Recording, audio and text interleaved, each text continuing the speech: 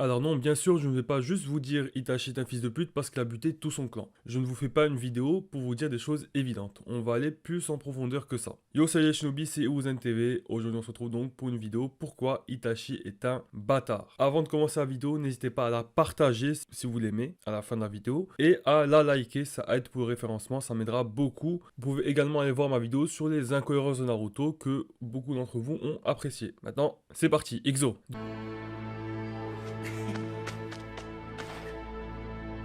許せサスケ、また今度だ。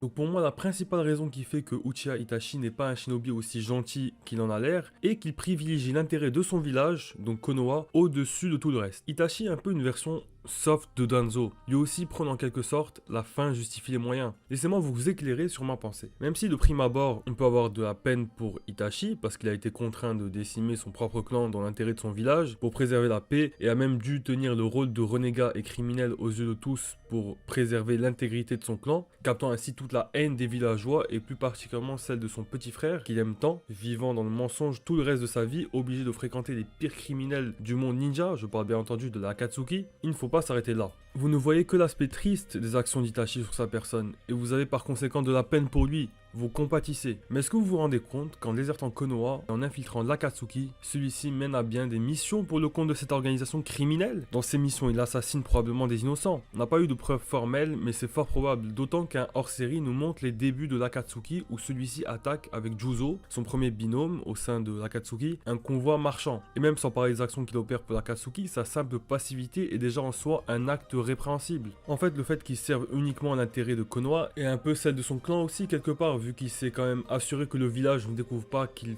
fomenter un coup d'état, et bien ça fait qu'il ne se préoccupe pas du reste du monde ninja, à part quand Konoha est impliqué. Typiquement, lors de la 4ème guerre ninja, c'est bien parce que Kabuto était un acteur principal de la guerre qui mêlait les 5 grands villages ninja, Konoha inclus, qu'il est allé à sa rencontre pour défaire les Dotensei. Si c'était d'autres villages concernés, il ne serait sûrement pas donné cette peine, du moins c'est ce que je pense. Après, c'est dur d'émettre un jugement définitif à ce sujet, il aurait peut-être pu aussi les sauver, sauver le monde ninja, étant donné qu'il a rien à perdre, il en est Dotensei, mais ce n'est pas sûr. Itachi est en ce sens assez opposé à Naruto. Naruto lui a une vision optimiste des choses. Lui cherche plus une paix dans le monde, comme ça a été montré lors de son débat avec Pain, que simplement protéger Konoha. Depuis cet arc, le personnage veut plutôt que battre son adversaire et protéger ses camarades, rompre le cycle de la haine. Dans une moindre mesure, lorsque Itachi demande à Naruto comment il ferait si Sasuke se retournait un jour contre Konoha, celui-ci répond fidèle à lui-même qu'il neutraliserait Sasuke sans le tuer, l'empêchant ainsi de nuire au village. Itachi n'a pas manqué de souligner la naïveté de ce dernier. De même, malgré le tort causé par Sasuke au village de Kumo, et même directement au Raikage, puisque c'est son frère que Sasuke a soi-disant capturé, celui-ci va s'agenouiller lui demandant de ne pas poursuivre ce cycle de la haine. Ce genre d'attitude est pour moi loin d'Itachi. Itachi, lui, dans le premier cas, aurait sûrement éliminé Sasuke. Je parle dans le cas où ce n'était pas son frère, mais plutôt son meilleur ami ou quelque chose comme ça, parce que Sasuke est le seul élément que Itachi considère plus important que son village.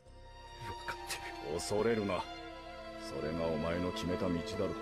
考え方は違ってもお前を誇りに思う。お前は本当に優しい子だ。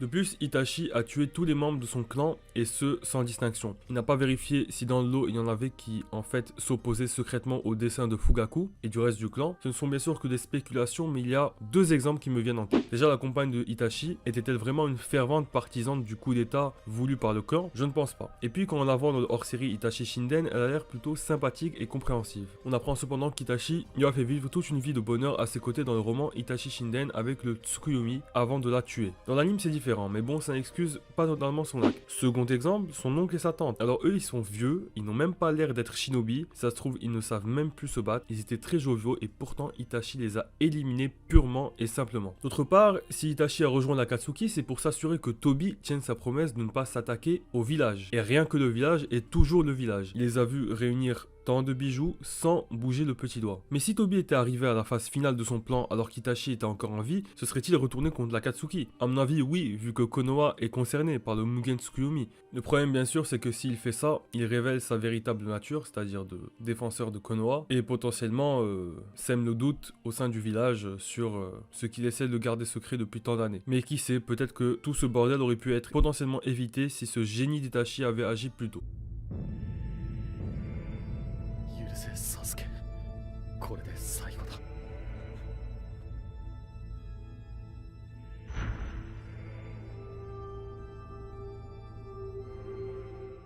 Donc pour résumer, Itachi est un bâtard qui ne pense qu'à son village et son frère et un peu son clan. Après je tiens à nuancer, penser avant tout au village est tout à fait normal, c'est même le comportement normal d'un ninja. Par exemple le Yondaime tuait ses ennemis en masse sans remords lors de la troisième grande guerre ninja. Mais de là à tuer des innocents pour maintenir sa couverture et décimer tous les membres de son propre clan, je ne pense pas que ce soit la même chose. Je rappelle que Danzo l'a commandité mais c'est lui qui a accepté la mission alors même qu'Hiruzen était contre et privilégier le dialogue. Il a donc lui-même opté pour la solution radicale. Est-ce que ce shinobi si puissant, condamné à mourir du fait de sa maladie, aurait empêché le Tsukuyomi s'il était présent de son vivant lors de la guerre? Ou alors aurait-il gardé sa couverture pour l'Akatsuki, pour préserver l'intégrité de son clan? On ne le saura jamais.